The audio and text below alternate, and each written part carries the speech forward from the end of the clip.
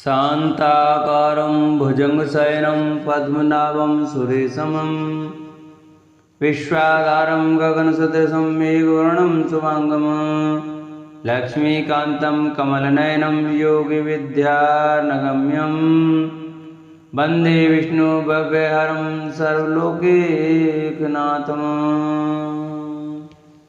बोलो श्रीमद्भगवद गीता की जय। नमस्कार दोस्तों, स्वागत है आप सभी का मेरे YouTube चैनल आर के भक्ति ज्ञान में। भक्तों, आज की वीडियो में हम आपको श्रीमद् भगवत गीता के 18वें अध्याय का महात्म्य और गीता सार की कथा सुनाएंगे। तो सभी भक्तजन हमारी कथा को श्रद्धा भाव और प्रसन्नचित्त मन से सुने। जो भक्त हमारे वीडियो नए देख रहे हैं, हमारे चैनल पर नए आए हैं, जिन्होंने अभी तक हमारे चैनल को सब्सक्राइब नहीं किया है, वो हमारे चैनल को सब्सक्राइब करें, वीडियो को लाइक करें और कमेंट में जय श्री कृष्णा जय श्री राधे अवश्य लिखें। तो आइए भक्तों, हम अपनी कथा को प्रारंभ करते हैं। गजाननं भूतगणाधिसेवितं कपितजम्बुफलचारुभक्षणं उमासुतं शोकविनाशकारकं नमामि विघ्नेश्वरपादपङ्कजं।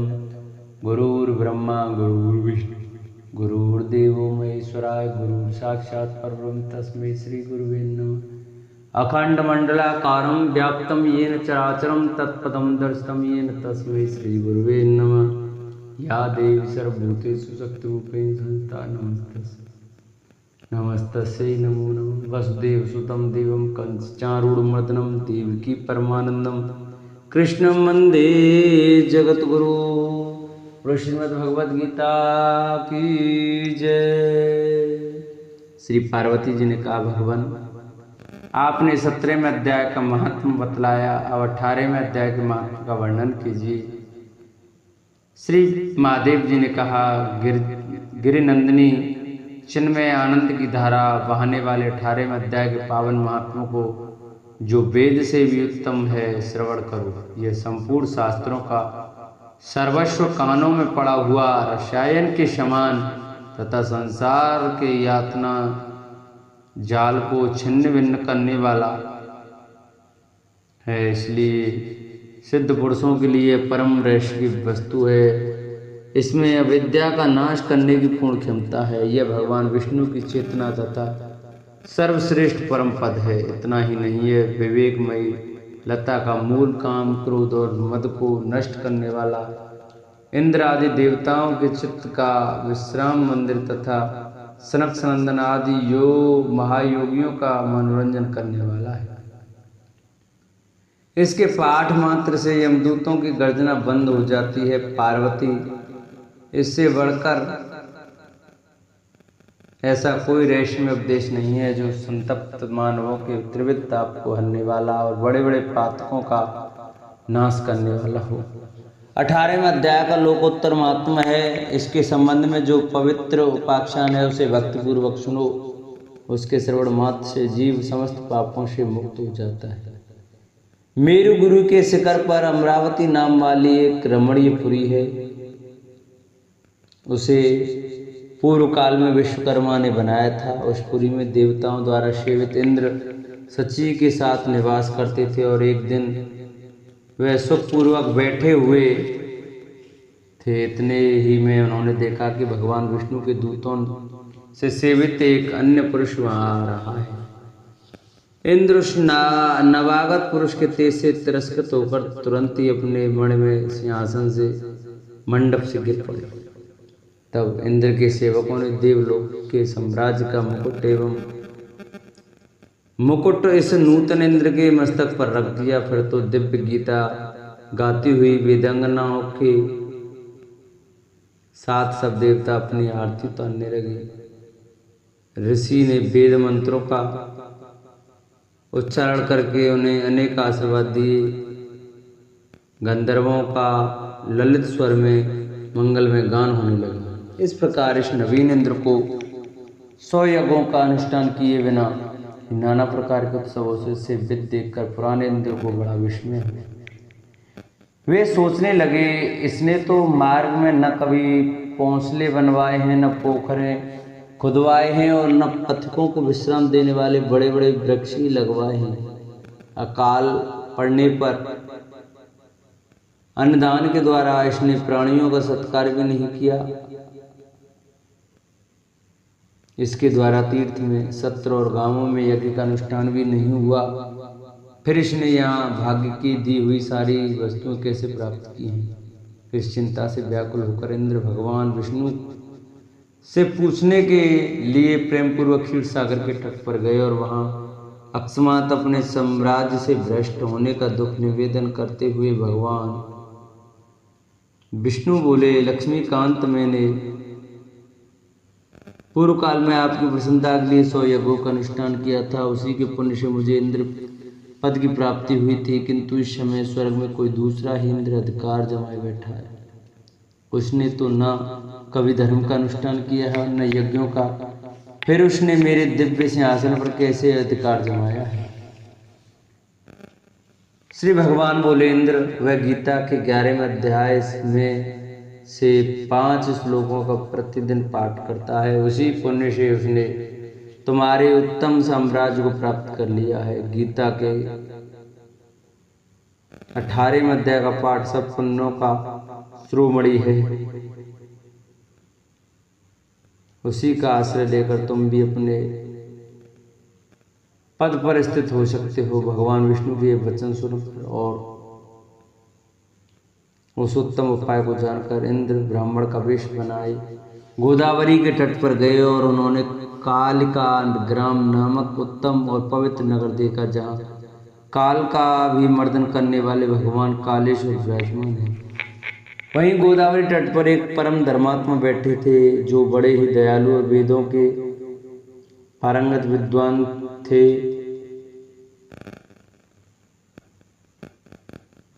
वे अपने मन को वश में करके प्रतिदिन गीता के 18वें अध्याय का स्वाध्याय किया करते थे। उन्हें देखकर इंद्र ने बड़ी प्रसन्नता के साथ उनके दोनों चरणों में मस्तक झुकाया और उन्हीं से 18वें अध्याय को पढ़ा। फिर उसी के पुण्य से उन्होंने विष्णु का सायुज्य प्राप्त किया। इंद्र आदि देवताओं का पद बहुत ही छोटा है जानकर वे परम हर्ष के साथ उत्तम वैकुंठ धाम को चले गए। अतः यह अध्याय मुनियों के लिए श्रेष्ठ परम तत्व है।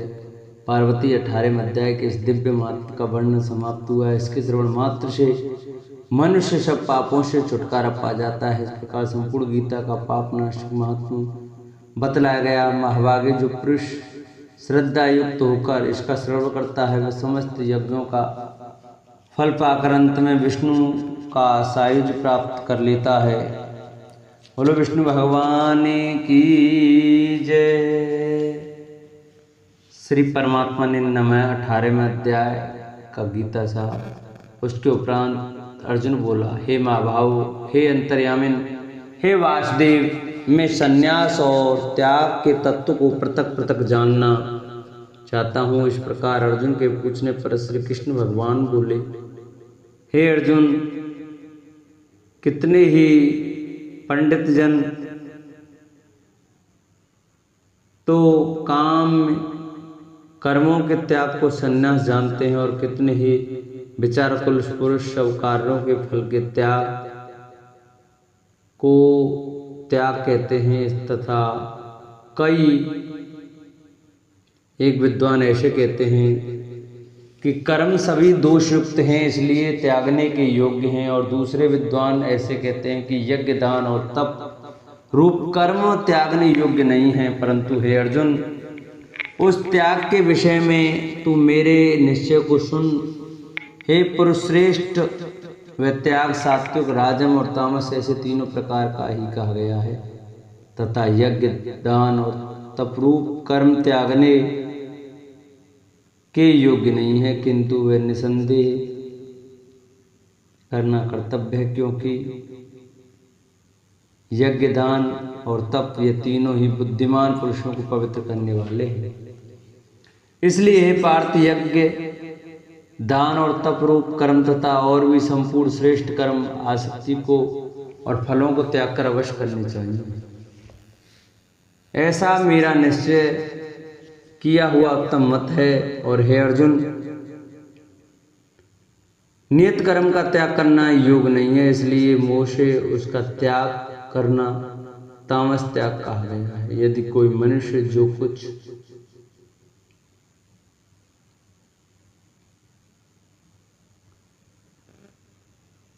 कर्म है वह ही सब दुख रूप है, ऐसे समझकर शारीरिक कलेश के भय से कर्मों को त्याग कर दे तो वह पुरुष उस राजस त्याग को करके भी त्याग के फल को प्राप्त नहीं होता है, अर्थात उसका वह त्याग करना व्यर्थ ही होता है। अर्जुन, करना कर्तव्य ऐसे समझकर ही जो शास्त्र विधि से नियत किया हुआ कर्तव्य कर्म आसक्ति को और फल को त्याग कर किया जाता है वह भी सात्विक त्याग माना गया है। अर्थात कर्तव्य कर्मों को स्वरूप से न त्याग कर उनमें जो आसक्ति और फल का त्यागना है वही सात्विक त्याग कहा गया है। हे अर्जुन, जो पुरुष अकल्याणकारक कर्म से तो द्वेष नहीं करता है और कल्याणकारक कर्म में आसक्त नहीं होता है, वह शुद्ध सत्वगुण से युक्त हुआ पुरुष संशय रहित ज्ञानवान और त्यागी है, क्योंकि देहधारी पुरुष के द्वारा संपूर्णता से सब कर्म त्यागे जाने को शक्य नहीं है। इससे जो पुरुष कर्मों के फल का त्यागी है वही त्यागी है, ऐसा कहा जाता है। सकामी पुरुषों के कर्म का भी अच्छा बुरा और मिला हुआ ऐसे 3 प्रकार के फल मरने के पश्चात भी प्राप्त होता है, और त्यागी पुरुषों के कर्मों का फल किसी काल में भी नहीं होता, क्योंकि उनके द्वारा होने वाले कर्म वास्तव में कर्म नहीं है। हे महाबाहु, संपूर्ण कर्मों की सिद्धि के लिए अर्थात संपूर्ण कर्मों की सिद्धि होने में ये 5 हेतु सांख्य सिद्धांत में कहे गए हैं, उनको तू मेरे से भली प्रकार जान। हे अर्जुन, इस विषय में आधार और कर्ता तथा न्यारे न्यारे करण और नाना प्रकार की न्यारी न्यारी चेष्टा वैसे ही 5वां हेतु देव कहा गया है, क्योंकि मनुष्य मन वाणी और शरीर से शास्त्र के अनुसार अथवा विपरीत भी जो कुछ कर्म आरंभ करता है उसके यह 5वां ही कारण है। परंतु ऐसा होने पर भी जो पुरुष अशुद्ध बुद्धि होने के कारण उस विषय में केवल शुद्ध स्वरूप आत्मा को कर्ता देखता है, वह मलिन बुद्धि वाला ज्ञानी यथार्थ नहीं देखता है। हे अर्जुन, जिस पुरुष के अंतःकरण में करता हूँ ऐसा भाव नहीं है तथा जिसकी बुद्धि सांसारिक पदार्थों में और संपूर्ण कर्मों में लिपाए मान नहीं होती, वह पुरुष इन सब लोगों को मारकर ही वास्तव में न तो मरता है और न पाप में बनता है। हे भारत, ज्ञाता ज्ञान और क्षय यह तीनों तो कर्म के प्रेरक हैं, अर्थात इन तीनों के संन्यास से तो कर्म में प्रवृत्त होने की इच्छा उत्पन्न होती है, और कर्ता करण और क्रिया यह तीनों कर्म के संग्रह हैं, अर्थात इन तीनों के संयोग से कर्म बनता है। उन सब में ज्ञान और कर्म तथा कर्ता भी गुणों के भेद से सांख्य शास्त्र में 3 प्रकार से कहे गए हैं, उनको भी तू मेरे से भली प्रकार सुन। हे अर्जुन, जिस ज्ञान से मनुष्य पृथक पृथक सब भूतों में एक अविनाशी परमात्मा भाव को विभाग रहित सद्भाव से स्थित देखता है, उस ज्ञान को तू सात्विक जान। और जो ज्ञान अर्थात जिस ज्ञान के द्वारा मनुष्य संपूर्ण भूतों में भिन्न भिन्न प्रकार के अनेक भावों में न्यारा न्यारा करके जानता है, उस ज्ञान को तू राजस जान। और जो ज्ञान एक कार्य रूप शरीर में ही संपूर्णता के सदृश आसक्त है, अर्थात जिस विपरीत ज्ञान के द्वारा मनुष्य एक क्षणभंगुर नाशवान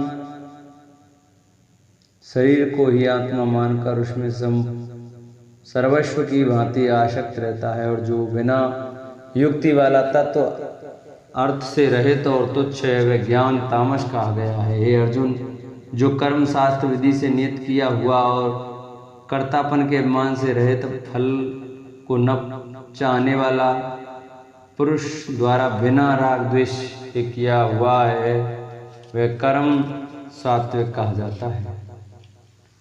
और जो कर्म बहुत परिश्रम से युक्त है तथा फल को चाहने वाले और अहंकार युक्त पुरुष द्वारा किया जाता है यह कर्म राजस कहा गया है। तथा जो कर्म परिणाम हानि हिंसा और सामर्थ्य को न विचार कर केवल अज्ञान से आरंभ किया जाता है वह कर्म तामस कहा जाता है। हे अर्जुन, जो कर्ता आसक्ति से रहित और अहंकार के वचन न बोलने वाला धैर्य और उत्साह से युक्त कार्य की सिद्धि होने और न होने में हर्ष शोक आदि विकारों से रहते हैं वह कर्ता तो सात्विक कहा जाता है। जो आसक्ति से युक्त कर्मों के फल को चाहने वाला और लोभी है तथा दूसरों को कष्ट देने के स्वभाव वाला अशुद्धाचारी और हर शोक से लिपायमान है वह कर्ता राजस कहा गया है। जो विक्षेप युक्त चित्त वाला, शिक्षा से रहित, घमंडी, धूर्त और दूसरे की आजीविका का नाशक एवं सुख करने के स्वभाव वाला, आलसी और दीर्घ पुत्री है वह कर्ता तामस कहा जाता है। हे अर्जुन, तो बुद्धि का और धारणा शक्ति का भी गुण के कारण तीन प्रकार का भेद संपूर्णता से विभाग पूर्वक मेरे में कहा हुआ सुन। हे पार्थ, प्रवृत्ति मार्ग और निवृत्ति मार्ग को तथा कर्तव्य और अकर्तव्य को पुनः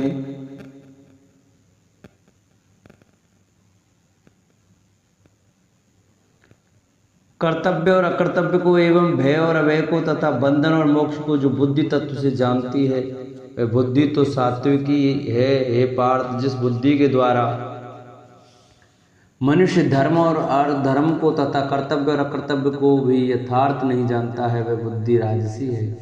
और हे अर्जुन, जो तमोगुण से आवृत हुई बुद्धि अधर्म को धर्म ऐसा मानती है तथा और भी संपूर्ण अर्थों को विपरीति मानती है वह बुद्धि तामसी है। हे पार्थ, ध्यान योग के द्वारा जिस अभ्यवाचारणी धारणों से मनुष्य मन, प्राण और इंद्रियों की क्रियाओं को धारण करता है वह धारणा तो सात्विकी है।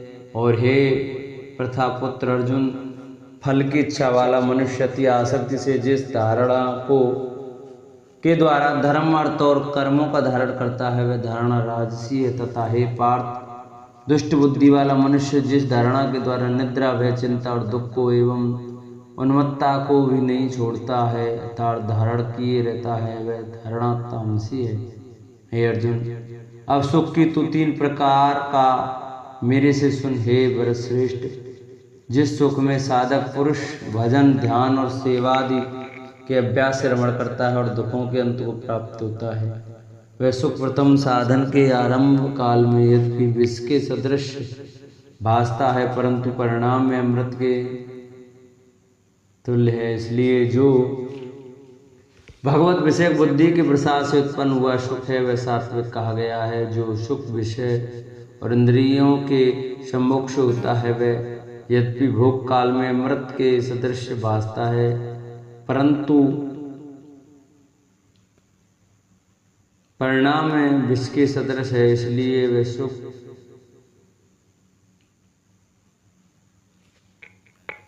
विषय और इंद्रियों से योग में होता है वह यद्यपि भोग काल में अमृत के सदृश भासता है परंतु परिणाम में विष के सदृश है। इसलिए वह सुख राजस कहा गया है। तथा जो सुख भोग काल में और परिणाम में भी आत्मा को मोहने वाला है वह निद्रा, आलस्य और प्रमाद से उत्पन्न हुआ सुख तामस कहा गया है। और हे अर्जुन, पृथ्वी में या स्वर्ग में अथवा देवताओं में ऐसा वह कोई भी प्राणी नहीं है जो इन प्रकृति से उत्पन्न हुए तीनों गुणों से रहित हो, क्योंकि यावन मात्र सर्व जगत त्रिगुणमयी माया का ही विकार है। इसलिए हे परंतप, ब्राह्मण, क्षत्रिय, वैश्यों के तथा शूद्रों के भी कर्म स्वभाव से उत्पन्न हुए गुणों के करके विभक्त किए गए अर्थात पूर्वकृत कर्मों के संस्कार रूप स्वभाव से उत्पन्न हुए गुणों के अनुसार विभक्त किए गए हैं। उनमें अंतःकरण का निषाद, निग्रह, इंद्रियों का दमन, बाहर भीतर की शुद्धि, धर्म के लिए कष्ट सहन करना और क्षमा भाव एवं मन, इंद्रियां और शरीर की सरलता आस्तिक बुद्धि, शास्त्र विषय ज्ञान और परमात्म तत्व का अनुभव भी, ये तो ब्राह्मण के स्वाभाविक कर्म हैं। शूरवीरता, तेज, धैर्य, चतुरता और युद्ध भी, न भागने का स्वभाव एवं दान और स्वाभाविक भाव, अर्थात निस्वार्थ भाव से सबका हित सोचकर शास्त्र अनुसार शासन द्वारा प्रेम के सहित पुत्र तुल्य प्रजा को पालन करने का भाव, ये सब क्षत्रियों के स्वाभाविक कर्म हैं। खेती, गोपालन एवं क्रय विक्रय एवं सत्य व्यवहार ये वैश्य स्वभाव के कर्म हैं। और सब वर्णों की सेवा करना यह शूद्र का भी स्वाभाविक कर्म है। अवश्य अपने स्वाभाविक कर्म में लगा हुआ मनुष्य भगवत प्राप्ति रूप परम सिद्धि को प्राप्त होता है, परंतु जिस प्रकार से अपने स्वाभाविक कर्म में लगा हुआ मनुष्य परम सिद्धि को प्राप्त होता है, उस विधि को तू मेरे से सुन। हे अर्जुन, जिस परमात्मा से सर्वभूतों की उत्पत्ति हुई है और जिससे यह सर्व जगत व्याप्त है, उस परमेश्वर को अपने स्वाभाविक कर्म द्वारा पूजकर मनुष्य परम सिद्धि को प्राप्त होता है। इसलिए अच्छे प्रकार आचरण किए हुए दूसरे के धर्म से गुण रहित भी अपना धर्म श्रेष्ठ है, क्योंकि स्वभाव से नियत किए हुए स्वधर्म रूप कर्म को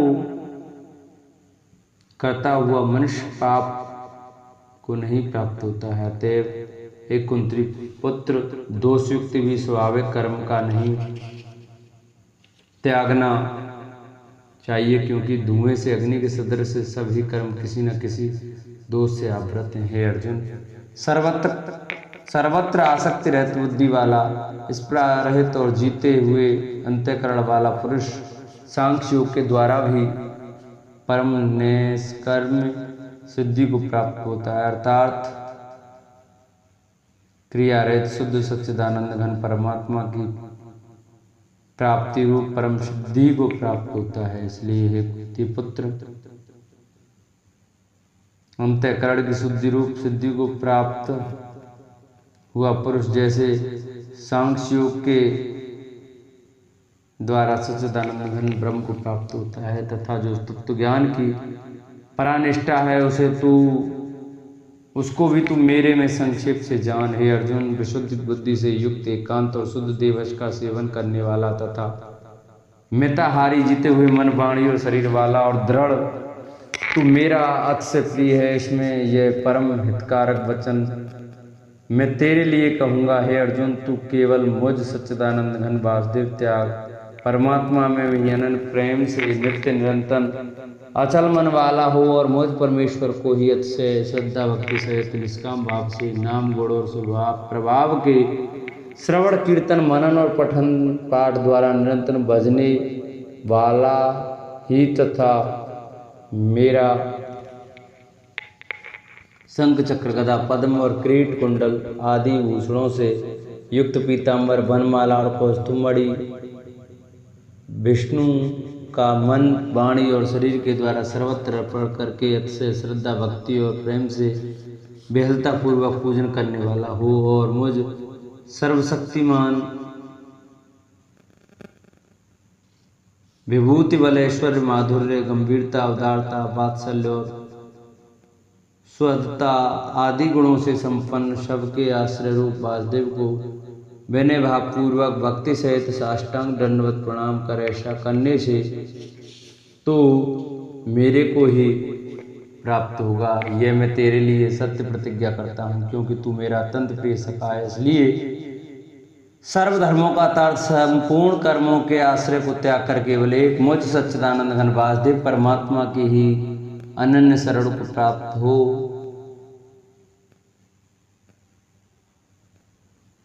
इसलिए सर्व धर्मों को ताड़ संपूर्ण कर्मों के आश्रय को त्याग कर केवल एक मुझ सच्चिदानंद घन वासुदेव परमात्मा की अनन्य शरण को प्राप्त हो। मैं तेरे को संपूर्ण पापों से मुक्त कर दूंगा, तू शोक मत कर।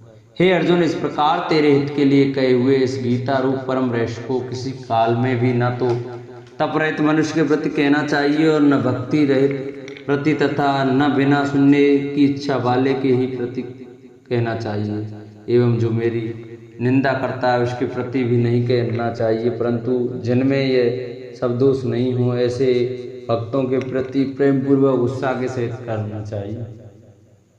क्योंकि जो पुरुष मेरे में परम प्रेम करके इस परम रहस्ययुक्त गीता शास्त्र को मेरे भक्तों में कहेगा अर्थात निष्काम भाव से प्रेम पूर्वक मेरे भक्तों को पढ़ावेगा या अर्थ की व्याख्या द्वारा इसका प्रचार करेगा, वह निसंदेह मेरे को ही प्राप्त होगा और न तो उससे बढ़कर मेरा अतिशय प्रिय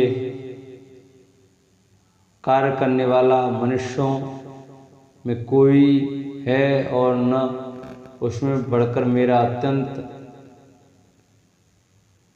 प्यारा पृथ्वी में दूसरा कोई होवेगा। तथा हे अर्जुन, जो पुरुष इस धर्म में हम दोनों के संवाद रूप गीता शास्त्र को पढ़ेगा अर्थात नित्य पाठ करेगा, उसके द्वारा मैं ज्ञान यज्ञ से पूजित होऊंगा, ऐसा मेरा मत है। जो पुरुष श्रद्धा युक्त और दोष दृष्टि से रहित हुआ इस गीता शास्त्र का श्रवण मात्र भी करेगा, वह भी इस पाप से मुक्त हुआ उत्तम कर्म करने वालों के श्रेष्ठ लोगों को प्राप्त होगा। इस प्रकार गीता का महात्म कहकर भगवान श्री कृष्ण चंद्र आनंद कंद से अर्जुन से पूछा, है पार्थ, क्या यह मेरा वचन तेने एकाग्रचित से श्रवण किया? और हे धनंजय, क्या तेरा ज्ञान से उत्पन्न हुआ मोह नष्ट हुआ? इस प्रकार भगवान के पूछने पर अर्जुन बोला, हे अच्युत, आपकी कृपा से मेरा मोह नष्ट हो गया और मुझे स्मृति प्राप्त हुई है, इसलिए मैं संशय रहित हुआ स्थित हूँ और आपकी आज्ञा पालन करूंगा। इसके उपरांत संजय बोला, हे राजन, इस प्रकार मैंने श्री वासुदेव के और महात्मा अर्जुन के सद्भुत रहस्ययुक्त और रोमांचक कारक संवाद को सुना। कैसे कि श्री व्यास जी की कृपा से दिव्य दृष्टि द्वारा मैंने इस परम रहस्ययुक्त गोपनीय योग को साक्षात कहते हुए वैराग्य को भली प्रकार प्राप्त हुआ। पुरुष निरंतर ध्यान योग के परायण हुआ, सात्विक धारणा से अंतःकरण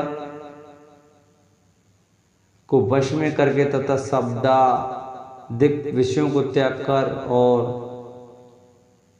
राग दोषों को नष्ट करके तथा अहंकार, बल, घमंड, काम, क्रोध और संग्रह को त्याग कर ममता रहित और शांत अंतःकरण हुआ सच्चिदानंद घन ब्रह्म में एक ही भाव होने के लिए योग्य होता है। फिर वह सच्चिदानंद घन ब्रह्मा में एक ही भाव से स्थित हुआ प्रसन्न चित्त वाला पुरुष न तो किसी वस्तु के लिए शोक करता है और न किसी की आकांक्षा ही करता है, एवं सब भूतों में संभाव हुआ मेरी परम भक्ति को प्राप्त होता है और उस परम भक्ति के द्वारा मेरे को तत्व से भली प्रकार जानता है कि मैं जो और जिस प्रभाव वाला हूँ, उस भक्ति से मेरे को तत्व से जानकर तत्काल ही मेरे में प्रवेश हो जाता है अर्थात अनन्य भाव से मेरे को प्राप्त हो जाता है। फिर उसकी दृष्टि में मुझ वासुदेव के बिना सिवा और कुछ भी नहीं रहता। मेरे पैर हुआ निष्काम कर्मयोगी संपूर्ण कर्मों को सदा करता हुआ भी मेरी कृपा से सनातन अविनाशी परम पद को प्राप्त हो जाता है। इसलिए हे अर्जुन, तू सब कर्मों को करने से मेरे को तू सब कर्मों को मन से मेरे में अर्पण करके मेरे प्रेरणा हुआ समत्व बुद्धि रूप निष्काम कर्मयोग का अवलंबन करके निरंतर मेरे में चित्त वाला हो। इस प्रकार तू मेरे में निरंतर मन वाला हुआ मेरी कृपा से जन्म मृत्यु आदि सब संकटों को अनायास ही तर जाएगा। और यदि अहंकार के कारण मेरे वचनों को नहीं सुनेगा तो नष्ट हो जाएगा, तार्थ परमार्थ से भ्रष्ट हो जाएगा। जो तू अहंकार को अवलंबन करके ऐसा मानता है कि मैं युद्ध नहीं करूंगा तो यह तेरा निश्चय मिथ्या है, क्योंकि क्षत्रियपन का स्वभाव तेरे को जबरदस्ती युद्ध में लगा देगा। हे अर्जुन, जिस कर्म को तू मोह से नहीं करना चाहता उसको भी अपने पूर्वकृत स्वाभाविक कर्म से बंधा हुआ परवश होकर होवेगा।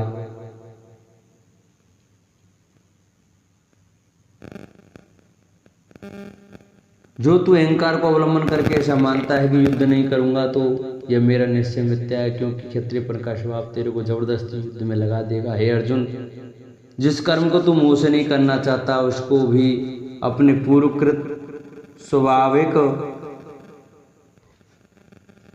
कर्म से बंधा हुआ परवश होकर करेगा, क्योंकि हे अर्जुन, शरीर रूप यंत्र में आरूढ़ हुए संपूर्ण प्राणियों को अंतर्यामी परमेश्वर अपनी माया से उनके कर्मों के अनुसार भ्रामता हुआ सब भूत प्राणियों के हृदय में स्थित है। इसलिए हे भारत, सब